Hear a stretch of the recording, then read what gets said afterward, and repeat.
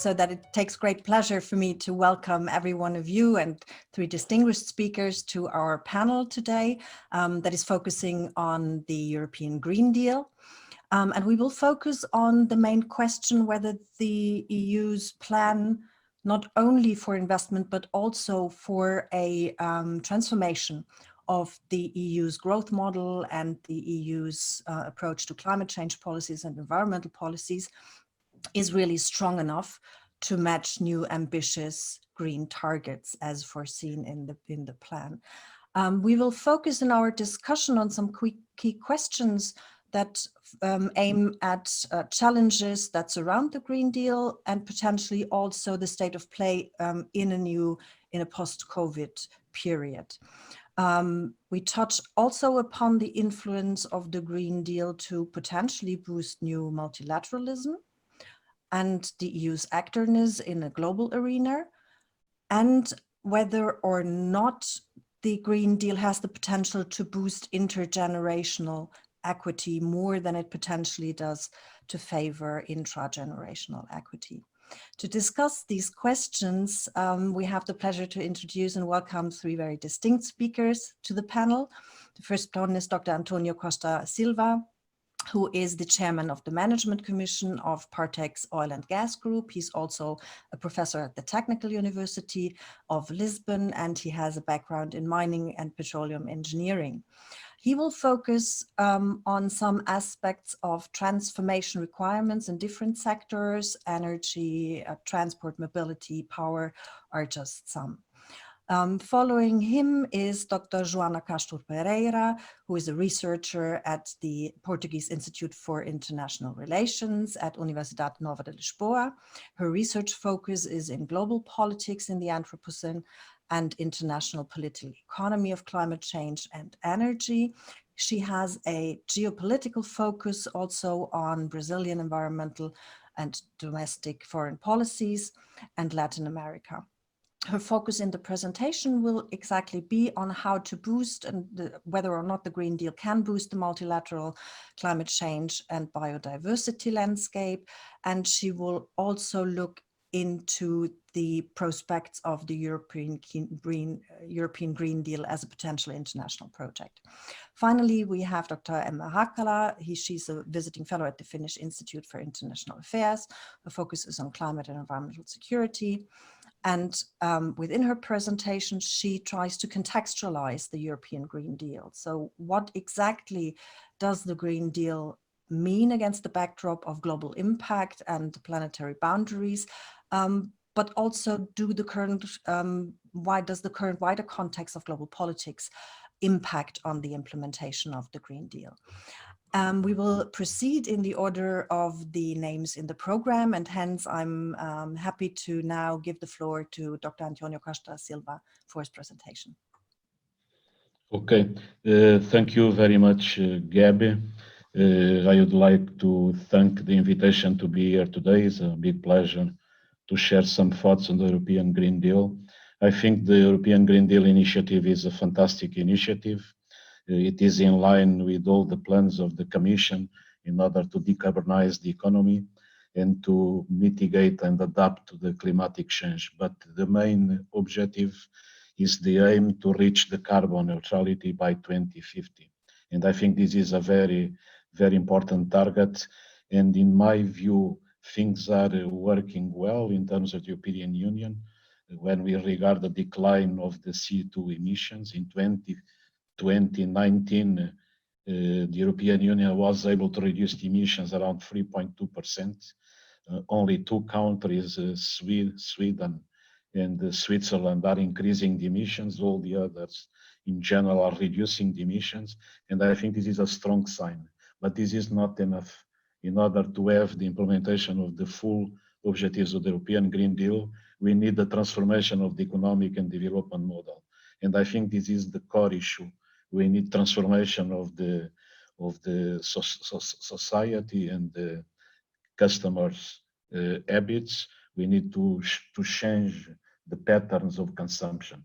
And I think there is not a good development regarding this issue. And I am afraid when the pandemic crisis is over, we will return, at least most of us and of the societies, to the previous model of life, which is not sustainable. Just to give you an idea, there is a study of the US Geological Survey, and they say in the last 50 years, in percentual terms, we are consuming today 618 times more oil than 50 years ago, 1,000 times more gas, 756 times more nickel, 1,500 times more bauxite. This is not sustainable. And this is why the role of the circular economy is crucial for the future. In my view,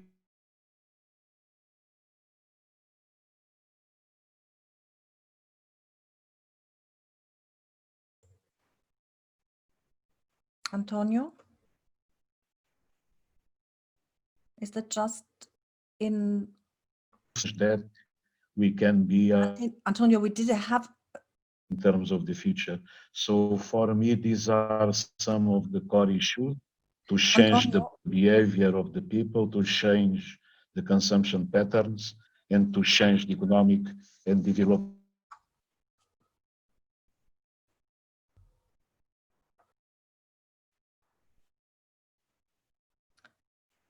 Is anybody else experiencing issues hearing him, or is it just my connection? Could you just give me a short? Yeah, me too. Okay, Me too. good. Having issues, yes. Good, okay. So it's not just me because I didn't see any reaction. So if we will bring him in as soon as he comes back, but what I got from his presentation is that it's not just enough to acknowledge that we are on a good path in terms of CO2 emissions. Okay. And António, are you back? Can you? We lost you, unfortunately, a bit. Yes, I am back. And we Okay, lost you sorry. when you started. No, never mind. We lost you when you started, rightly so, explaining the role of the circular economy and consumption pattern change. Could you start from there so that we get your thoughts on that? Yes. I think this is a very important issue when we regard Europe. In Europe, the estimation of the European Commission about the level of garbage, of waste that we produce each year is around 4 billion tons. If we look to each one of us, we are responsible, 500 million people that are citizens of the European Union. We produce in average per year 8 tons of garbage. And if we use the circular economy to retreat this waste, we can recover at least 1/3 of the strategic minerals that we need in the European Union. And I think we have to bolster all this segment of the economy to have the adequate design mechanisms to make the things to develop and work in place in order to transform that. And this is related also with the bioenergy and the biofuels, which are one of the key answers to change the energy mix. And in fact, the evolution of the energy mix is crucial to reduce the CO2 emissions. The COVID crisis provides a framework to accelerate the energy transition because we are facing a huge collapse of fossil fuels demand in a wide scale. And at the same time, the consumption of renewables has been stable and even increasing in some countries. Furthermore, the reduction in CO2 emissions in 2020 is estimated at 7%, the most impressive reduction in CO2 emissions in the last 3 decades, where in general they have grown in average 1.7% per year. So what is needed in the next years till 2040 is the same level of reduction of emissions, but without the paralysis of the economy, as it happened with the COVID crisis. By the contrary, we need to reduce the emissions while recovering the economy and the economic growth, but with a different model and different energy drivers.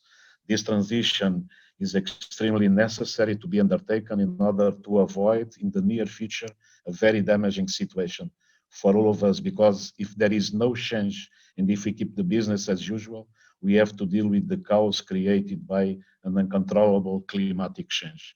If we look to the world energy mix at the end of 2019, it is still dominated by oil, 42% share, coal 28%, gas 24%. In order to meet the objectives of the Paris Climate Agreement, it is necessary to reduce the world consumption of coal in 40% till 2040, reduce the oil consumption by 15% till 2040, maintain or decrease slightly the gas consumption, and accelerate the renewables consumption by 40% till 2040. This is feasible. The technologies exist. The solutions are tested. The only thing required, encompassing decision makers, public policies, energy companies, investors, including the broad financial system, and finally the citizens as consumers that need also to change their consumption patterns. A huge role has also to be performed by the energy efficiency, because we waste energy in a large scale, using 30% more energy than of what is needed. Finally, in terms of the world energy mix, is required a faster energy transition to reach 2040, with oil dropping its share, as well gas and coal, and with a clear increase of renewables, hydro, and maybe nuclear. The renewables must increase significantly from the current 4% in the primary energy share to at least 33. This is a scenario that is aligned with all the aims to make the decline of the role of oil and gas, and at the same time to respond to the climate agreement of Paris. But just to finalize, what I feel is that we are working in a good path in Europe, provided that we have this design mechanisms to implement the circular economy. But when we look to the worldwide basis, what is happening is very concerning. Because in Europe in 2019, we were able to reduce the emissions 3.2%, which is a crucial result. There is also a reduction of CO2 emissions in the United States, in spite of the fact that the Trump administration was a denial of the climatic fact. The United States started replacing the coal plants by gas plants, and the emissions are 60% lower than that. So they are reducing. They reduced around 3% in the United States in last year. North America globally, so United States, Mexico, and Canada, they reduced around 2.8%. But the big problem is Asia. I think in Asia we had an increase of 2.4%, with China 3.4%, and India 8.8%. And this is a crucial issue that should be taken by a multilateral approach, because what happened in the past, if we look to 2015 and 2016, the emissions stagnated because the United States replaced the coal plants by gas plants, and China was doing exactly the same. And for the first time in 3 decades, we had a stagnation of the emissions. But what happened when there was some economic difficulties in China? They reactivated again the coal program. They are installing 148 gigawatt of capacity, is the total capacity in coal that we have still in Europe. And China reversed this trend. And I think China is a big player. We need a multilateral agreement with them. And just to finish, I think we need to work with what I call the G4 of coal. There are 4 countries in the world: China, United States, India, and Japan. They are responsible for 75% of consumption of coal, which is the most pollutant of the fossil fuels. And we should have an agreement there. An agreement with G5 of CO2 emissions. The 4 of coal consumers plus Russia, this G5, they are responsible for about 65% of the world emissions. So we need to work on this level at the multilateral framework agreements. And the last one is related with the bad use of soil. So this is responsible for 20% of the emissions, and we have the Amazon problem. The 6 countries of Amazonia are also crucial in order to reach an agreement to avoid deforestation, because the natural carbon sinks are very important for our planet in the future, and we should care about that. Thank you. Thank you very much, António. Actually, you already showed us how interlinked and interconnected the discussion that we will have must be, not only with foreign policy issues, but also with issues of energy transition, energy policy, biodiversity, and geopolitics. So it's not just that we discuss, let alone what you began with, what is actually the core of the entire discussion: how do we define our growth model for the future? So we are not only discussing about main paradigmatic questions that we have to solve, but also the embedment into geopolitics and into the global, overall global arena, global negotiations. And there, Joana, maybe you might come in to add a bit to this framing. Where do you see main issues if we look at global climate change negotiations, the biodiversity regime, and how would you position the Green Deal in this landscape? Thank you very much. First, I would like to greet my colleagues and also the virtual audience and say thank you for the opportunity to be part of this very interesting and timely event. Now I'm going to share my screen. I hope you can see it. Because the European Green Deal is also about how the EU projects its interests and values to the world, thus being an international project as well, as the Union cannot achieve ecological security only within its own borders, my intervention will mainly attempt at providing an overview of the current international climate and biodiversity landscapes and sharing some ideas on how the EU could move to promote more ambitious action at the global scale. Okay. The aspirational goal of the Paris Climate Agreement is to limit global warming to 1.5 Celsius degrees. Exceeding this limit would most likely have devastating consequences for low-lying island states, the poorest populations in the world, and ecosystems of critical importance.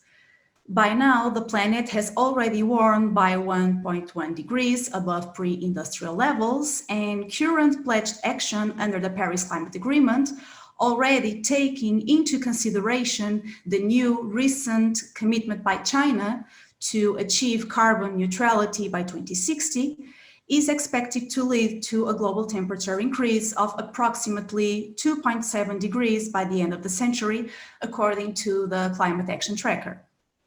Here, it should be noted that there is a non-negligible chance that exceeding 2 degrees can trigger tipping points in the biosphere, such as the dieback of the Amazon rainforest or the disintegration of the Greenland ice sheet.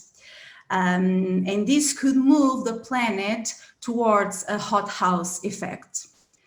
The European Commission has proposed that the EU raises its level of ambition in emissions reductions for 2030 from 40% to 55% compared to 1990 levels, and the European Parliament recently voted for 60%. However, this is not yet EU policy, and to align itself with the well below 2 degrees goal, which is the other temperature goal of the Paris Climate Agreement, it is estimated that the Union would need to reduce its emissions by at least 65% by 2030 and not 55 or 60% as it is currently proposed. According to the IPCC, the world has less than a decade to limit global warming to 1.5 degrees.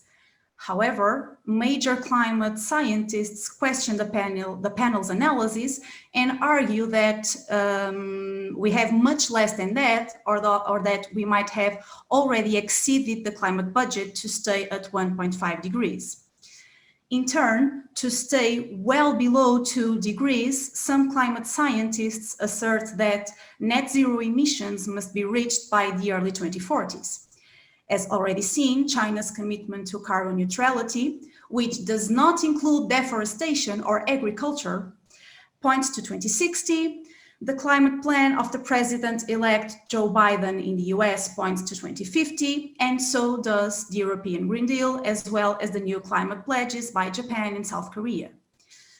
Another point worth noting here is that scenarios compatible with the temperature targets of the Paris Climate Agreement depend partly on the use of carbon dioxide removal techniques, namely afforestation and bioenergy production with carbon capture and storage.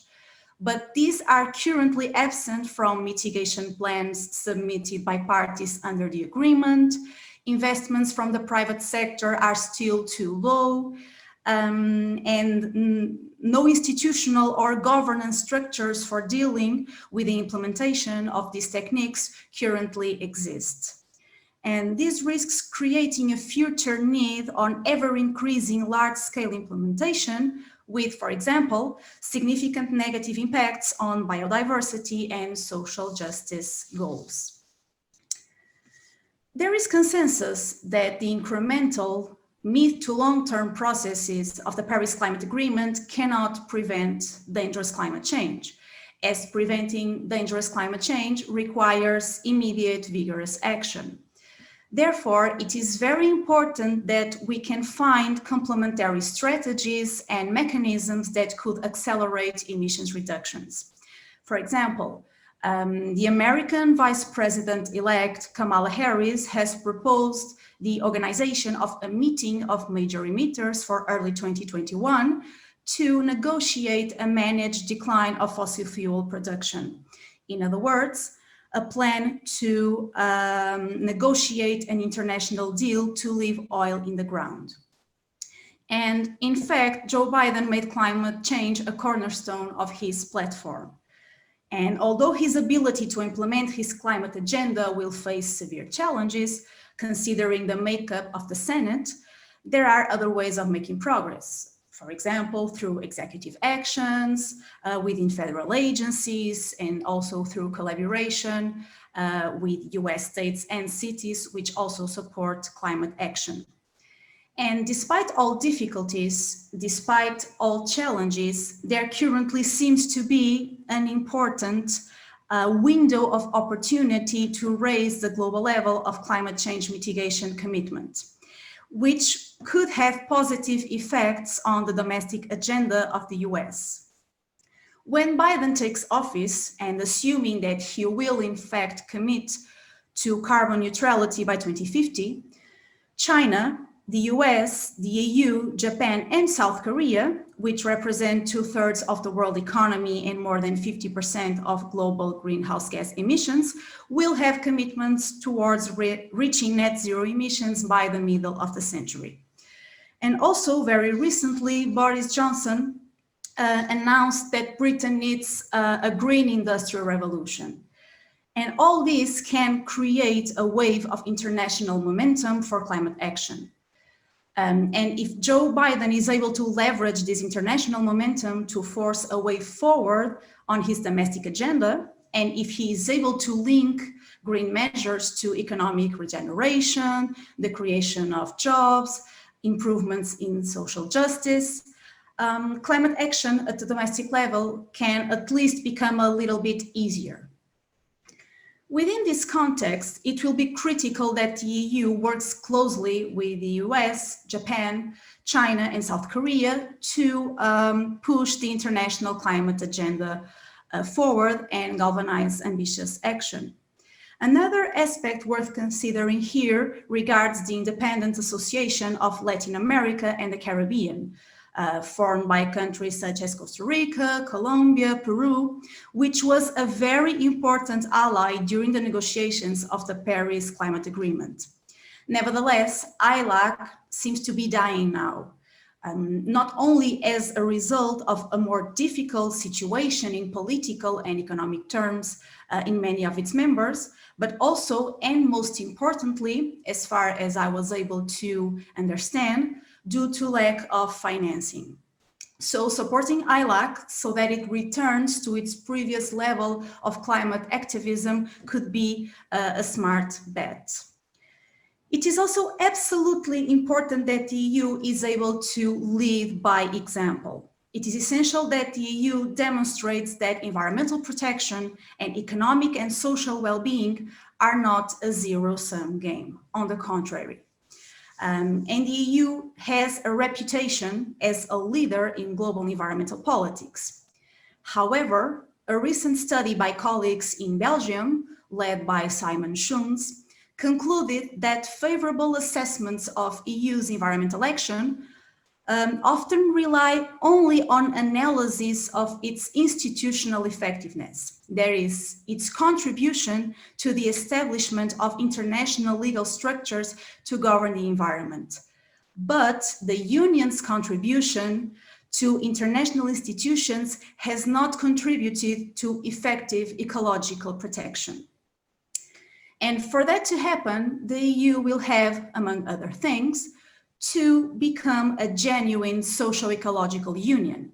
In other words, it will have to implement policies that can both protect its citizens, particularly the most vulnerable ones, and the environment. And criticisms on this point have emerged regarding the European Green Deal. For example, criticisms point to the fact that the deal is based on the idea of indefinite economic growth, when scientific evidence indicates that even in the most optimistic scenarios, it is not possible to decouple economic growth from emissions in a time frame compatible with the achievement of global climate security. Criticisms also point to the fact that the deal lacks a solid and broad definition of what a just transition for the EU citizens should be, and that it lacks the concept of environmental inequality as well, thus neglecting the critical issues of wealth inequality distribution and the impacts of climate change on the most vulnerable populations. The idea here is that if there is a more equitable distribution of the existing wealth, this could improve citizens' lives without having to overexploit the planet's resources. So, focusing on creating new jobs and reducing inequalities when investing in a green future is critical. As Paul Krugman argued recently in an opinion article published in the New York Times, and I quote, "If we can't face up to a pandemic, how can we avoid apocalypse? COVID-19 suggests that we weren't pessimistic enough. It's a lot easier to discredit COVID deniers than it is to discredit climate change deniers. So getting people to act responsibly on the coronavirus should be much easier than getting action on climate change. Yet what we see instead is widespread refusal to acknowledge the risks and accusations that cheap, common sense rules like wearing a mask constitute tyranny. Consequently, climate policy really needs to be solved as part of a package that also includes broader investment in infrastructure and job creation. So, with its Green Deal, the EU really needs to clearly demonstrate that protecting the environment and achieving social well-being and justice are not incompatible, and give that example to the world so that societies in other major emitters, such as the US, where it is more difficult to advance the climate agenda, support green action as well. Regarding the global governance of biodiversity, and to conclude my intervention, this is a much less studied topic, which also attracts much less attention than the climate issue. But this must change. 1 million species are currently threatened with extinction, risking ecosystem collapse.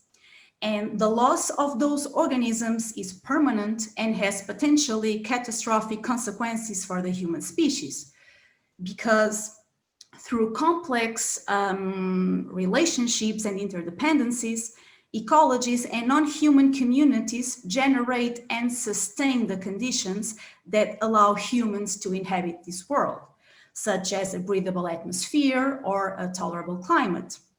But this fact remains critically under-recognized in political discussions and within the policy domain. Alarmingly, none of the biodiversity targets for 2020 under the Convention on Biological Diversity will be fully met. And this points to the need of a full rethinking of global biodiversity governance. And the EU should be one of the leaders in this process. However, the EU will fail its 2020 biodiversity targets.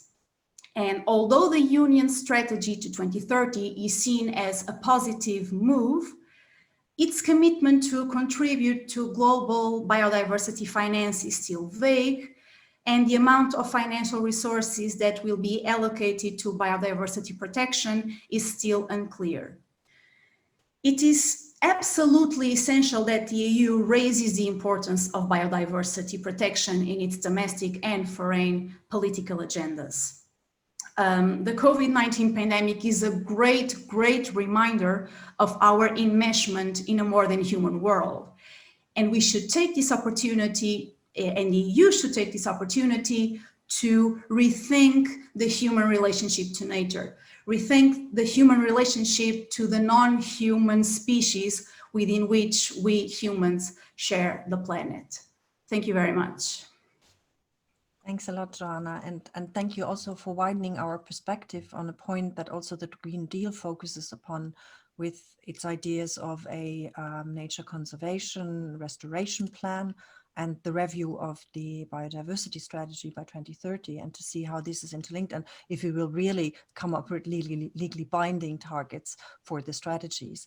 Joana, you touched upon one thing, and I do think the two presentations already gave us the idea that we're actually talking about and around the elephant in the room, which is the growth model and the need to change the growth model, and that the Green Deal has highlighted that actually. Leverage in climate negotiations very much stem either from the amount of emissions or the amount of money that a party can inject or does inject in the climate negotiations. And maybe indeed the overall idea and the overall weight of the European Green Deal is to boost circular economy as the new economic model. And Emma, this one goes to you. How do you think does the global environment and the global constellations, but also the capacity of our planet to bear us as humanity, impact on the potential implementation and the potential impact of the Green Deal itself? Yeah, thank you. That's a very good and big question, and I think that I was really happy to see and hear the presentations of the previous speakers, because they are very much dealing with the same topics as myself. So yes, greetings from me as well, and I will also have a presentation which I will try to share with you.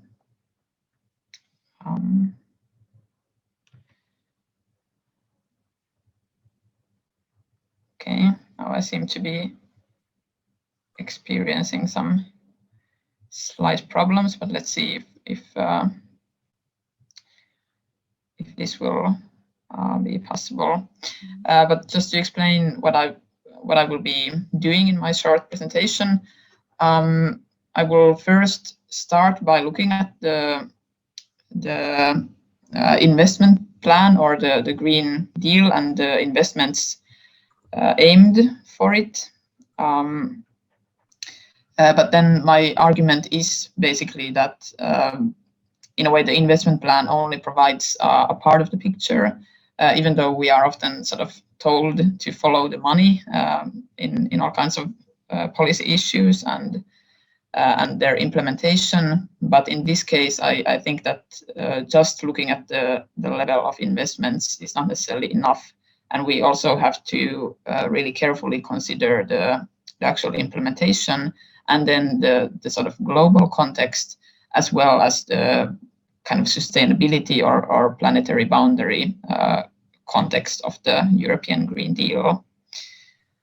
Do you manage to share the screen, or if? Well, it seems that the program is stuck somehow, so okay. I'm not able to. No, I'm actually not able to even exit the screen where I'm trying to share it. I don't know if you also have it, or some of the organizers might have my presentation, because I seem to be unable to. Is Rodrigo, are you still there?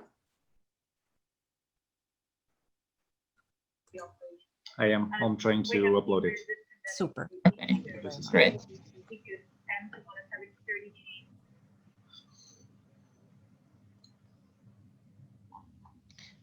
It could be that it's because I'm joining you from my browser, and I don't have the Zoom installed on this laptop, so it's always a bit of a problem. That might be the issue. Maybe as a general warm-up, how do you see the overall private-public partnership idea of the investment plan? Is that something that is feasible and that is penetrating potentially to change potential more than a purely public financing would do?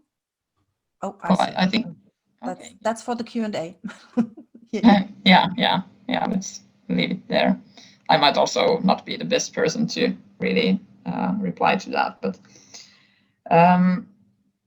okay, so let's move ahead then to the next slide. So if we are looking at purely at the investments, I will not go into the details and all the sums and amounts, but basically the numbers at the moment add up on paper. So the kind of the level of investments that the EU has either already in a way promised for the different Green Deal initiatives, or is intending to mobilize from sort of private-public partnerships or some other sources, it's enough in a way to meet the targets that the EU has set for itself, or that it has calculated that is necessary to implement the Green Deal. But of course, there have been criticisms that not all of this investment is new in a way, that it would be dedicated purely for the Green Deal. So there is a lot of sort of calculation involved as to what exactly, to what extent is the Green New Deal money, new money in a way. And then there is the issue that many kinds of additional measures are still needed in terms of the financing in order to really meet the targets.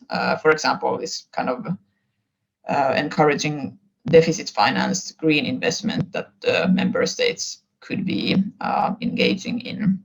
But in a way, I kind of see this investment question as a bit of a symbolic one. I mean, of course, not entirely, and it's very true that the investment is needed, but at the same time, just the fact that there is such a strong commitment from the Commission and from the EU in general to do all kinds of things to mobilize the investment is already a clear sign that the EU, in terms of money, is quite committed to this goal.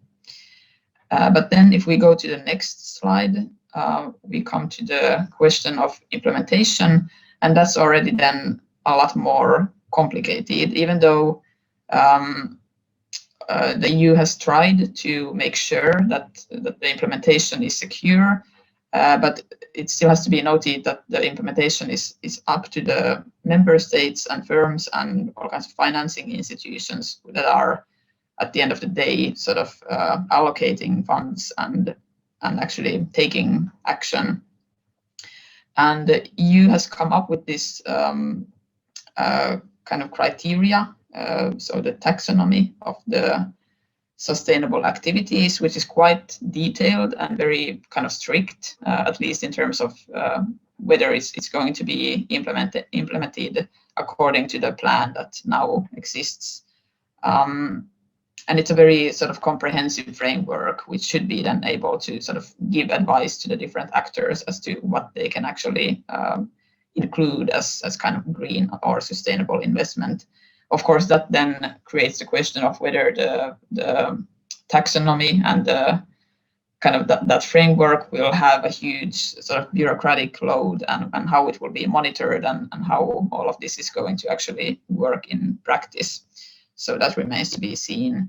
And then another big question, I think, is whether the Green Deal is still sort of really coherently involved in all of these EU level policy making, especially in terms of the recent decision of the European Parliament not to include these very important elements of the Green Deal into the common agricultural policy, just I think it was last month, which kind of shows that that the idea of the Green Deal is still not necessarily fully sort of kind of taken in by all of the EU institutions. But then if we go still further into the global context in the next slide, I would argue that, as also was mentioned by the previous speaker, that the Green Deal can really, in a way, it can strengthen the European sort of leadership on the sustainability and climate change issues, which also goes very well hand in hand with the idea of the geopolitical commission, and this also with the idea of more clearly sort of including climate change and sustainability issues in geopolitics overall, which has also been mentioned by the previous speakers. Of course, then we then have the question of whether the EU will actually be a very credible actor if its own internal decision making is not really reflecting always these sustainability goals. But still, as an idea, the Green Deal can be this sort of inspiring global action. But then it has also come under criticism as to whether the EU is somehow offshoring its environmental damage abroad, in the sense that when the EU has very strict internal policies and regulations regarding this sustainable production, a lot of the production will, of course, then become more expensive to do internally. And then if this means that the EU will increasingly offshore its environmentally harmful production to other countries outside the EU, and if there are no sort of regulations as to the sort of imports or production coming from abroad to the EU, then of course there is a very big chance that the sort of improved situation inside the EU will actually mean more environmental damage and more emissions and so on abroad, so outside the EU. And that, of course, is not the intention of the Green Deal. So this is something that needs to still be more carefully, I think, recognized in the Green Deal. And it could perhaps be done by increasing this sort of global assessment of environmental impact in all kinds of EU actions and policies, and aiming to then sort of harmonize the sustainability regulations, so that the impact abroad can also be taken into account. And now when I'm looking, I think we need to go to the next slide. Yes, yeah, sorry, I didn't notice that the slide hadn't changed. So this is basically what I was just explaining previously. But then we can maybe go directly into the final slide, which is then about the issue of planetary boundaries. If we take even still a kind of a wider picture, and this is very much in line with what Joana was saying earlier, about the fact that we really need deliberate action in order to minimize or like to decrease the impact that we are having on the planet at the moment. Unfortunately, the Green Deal still doesn't really provide this sort of very concerted effort to provide some kind of a transition policy or governance in order to implement this sort of global and very sort of structural societal transition that we need in order to address the planetary boundaries issue. So I'm very much echoing Joana again here by saying that that the Green Deal is still a growth strategy, and it doesn't really then comply with the idea of reducing consumption and the environmental impact through that. So in order to be really effective and an actual global sustainability leader, the EU would have to come up with some even stronger policy, which would then lead the transition in a very sort of coherent and kind of structural, systematic way, and that would also ensure that it doesn't have too much of a harmful global impact either. But I think I'll stop there. Thank you very much. Thank you, Emma, for adding to this. Actually, the journey, the travel that we did through the policy questions to the conceptual questions. I invite all the participants, if you want to raise a question, please raise your hand in the participants panel, and you will then please unmute yourself and ask the question. While I'm monitoring one eye on the participants list, I want to bounce one question back that came to you as to the panelists that came through in all of your discussions. And maybe António, this one goes first to you. What we've seen is that beyond the Green Deal, the Green Deal's immediate agenda on bringing together environmental policies and linking them towards something that was in the pipeline, the circular economy model, how open would the business community, from your point of view, be to indeed start the discussion on weak and strong sustainability models, so on thresholds of natural resources, rather than on substitutes, paying taxes for pollution? Would that be a feasible moment in time now to start this discussion? Or do you think the Green Deal can function as a bridge towards this discussion in some 10 years, 5 years of time? I think it's a very good and relevant question. I think really we don't have much time. We are dealing here with a problem of timing and also a problem of scale of change.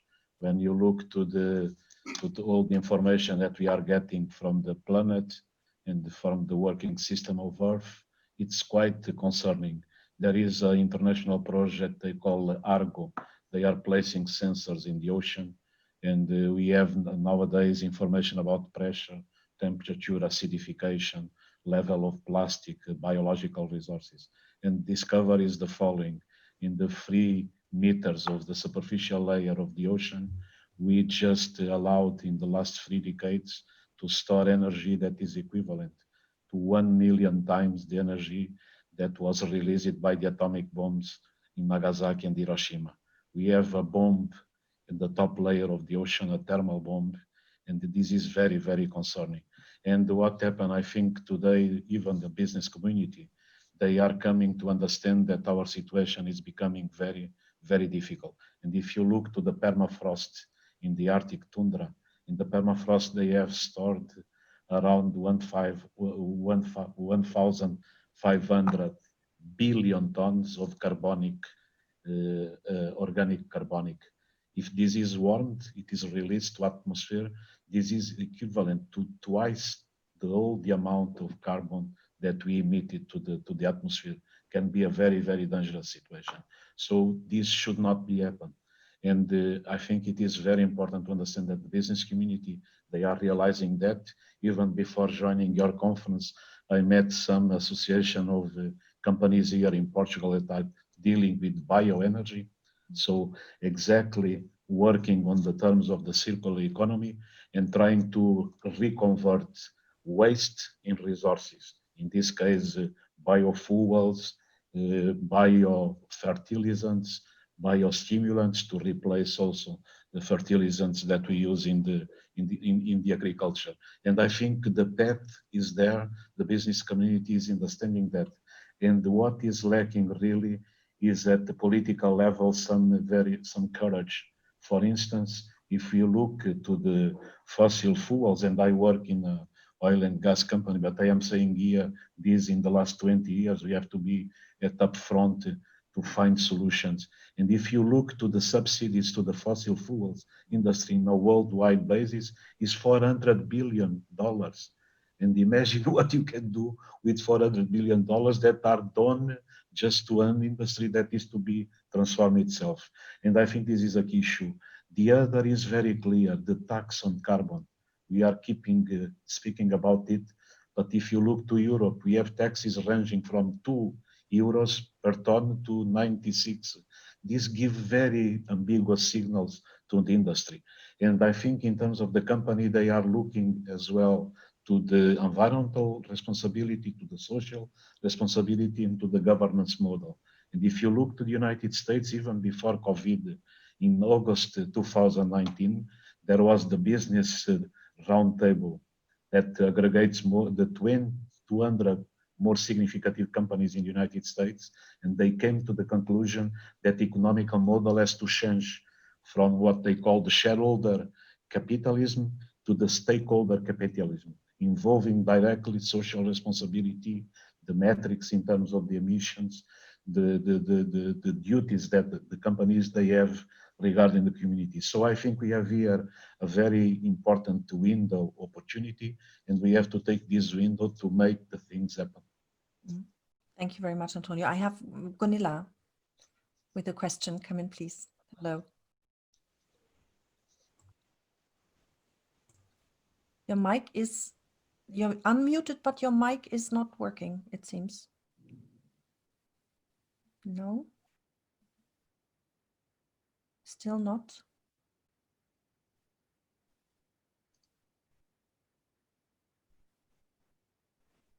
Do you want to type the question in the chat so that I can raise it?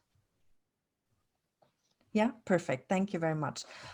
So if I take up, Antonio, what you said, I want to bounce it back to Joana and understand a bit your perspective of the global community in terms of the change of growth patterns that are signaled by the Green Deal, and the potential of other countries around the world to follow this model. Do you think it's a feasible model at this time to be injected in the global discourse, or does it need some years of EU experience for other countries to understand in which direction this is going?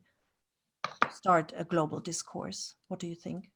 I think it will take some years, and I think that the EU really needs to work more to give a clear example to the world. Because, for example, the topic of the circular economy, there is some pessimism around that topic, because since 2002, the EU's material footprint has grown more rapidly than the GDP, and recycled materials still contribute too little for total demand in the EU.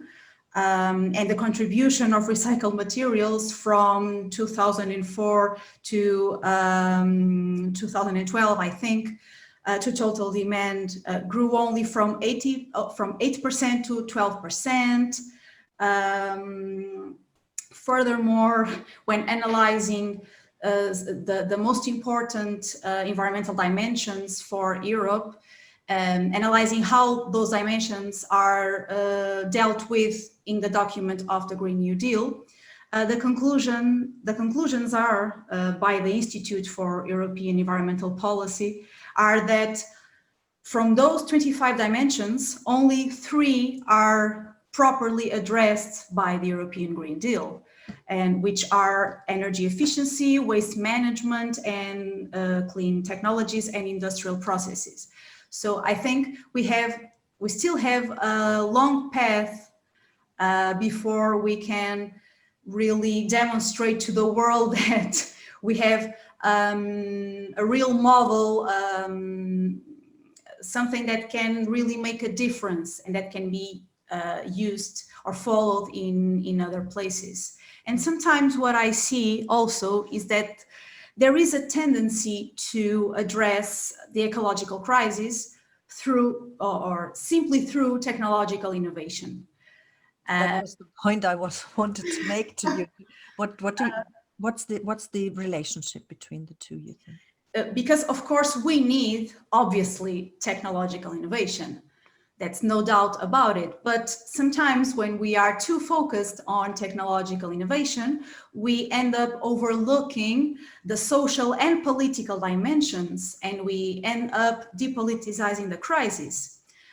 We cannot forget that a techno fix does not address the structural, political, and social causes of the crisis, and that without a paradigm shift, a real paradigm shift in the way we understand and relate to nature, technology, and without also a strong consideration of the social dimension of the crisis, technology can become a vehicle for reinforcing and sustainable modes of consumption and production, which was exactly what led us here in the first place. And through a technological and managerial approach only to the crisis, we risk being excessively dominated by experts and other elites and reducing the space for ideological contestation and also limiting possibilities for political and societal transformation. So this is the point that I would like to stress because it seems very, very important to me. Mm-hmm. But do you think the level of transformation we need for transforming the economic model can be done without technology? I do think there's no doubt that it can't be, but with limited amount of technological impact or transformation? Mm-hmm. How do you see what you underlined is that this social dimension of sustainability so far is neglected, which it is. Yes. Not only in the academic discourse, but also in the socioeconomic patterns and models that we see. But how would you, if you had to champion social sustainability versus technological revolution, transformation, development, would there be a trade-off, or would you say this can go together and needs to go together? All of these can go together and needs to go together. I'm not an expert on the EU, but for example, in the Amazon rainforest, people are developing an idea, a very ambitious idea of creating a biodiversity economy that unites the technologies of the fourth industrial revolution with traditional knowledge by indigenous peoples, because they have a lot of knowledge of the context of the living beings of the forest. And it's a very, very interesting project that is being developed right now. And I think that project could be an example to be used in other contexts, because I think it's a very good example of how you can combine technology and disruptive technology with traditional knowledge from local people, and by doing so, not only protect the forest, but also help those local communities have a better life, because that's really important in the Amazonian case. So adding to what we have previously discussed, the means end discussion of or dichotomy of growth also in technology. Is it a means or an end of our transformation? Thank you very much. Gunilla, I try to come back to you. Have you written something? Oops, by that minute she's off. Emma, I do have one final question that relates to something that you said, and that in my reflection brought up again the question of development policy and development model. Do you see, be it in supply chain reflection or in other elements of historical responsibility, do you see that reflected in the Green Deal at all? So how the European development aid policy or its own development model can be combined, reflecting the past and transforming it into a future-proof or future-oriented cooperation model? That's a very good question. Thank you. Yeah, I think that at the level of sort of rhetoric, it's there, and the idea of EU kind of creating all kinds of partnerships with other countries in the world and other continents and so on. But of course, it's not necessarily so much from the point of view of sort of historical responsibility. And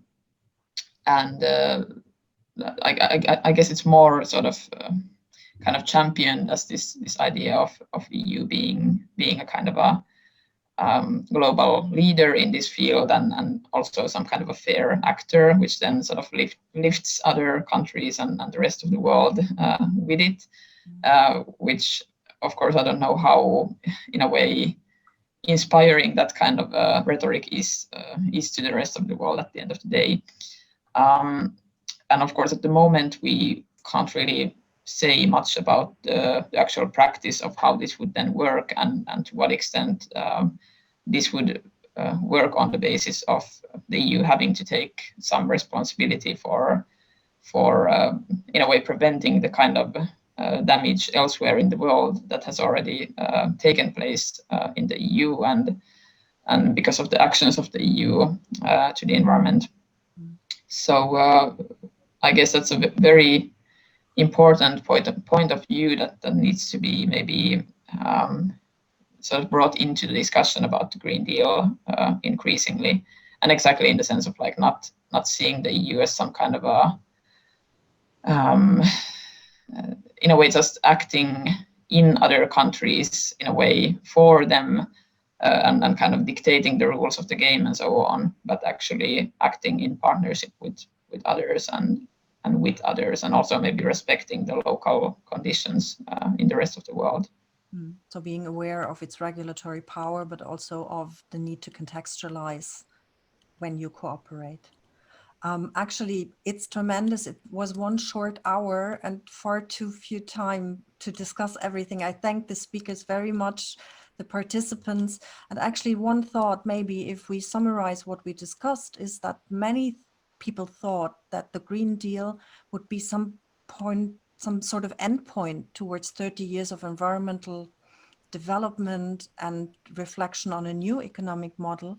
But I do think that we actually quite clearly saw in our discussion that it's the starting point of something that will take us further away from what we thought of in 2020 to be the solution of the problems of emissions and of transformation and transition periods that we are reflecting.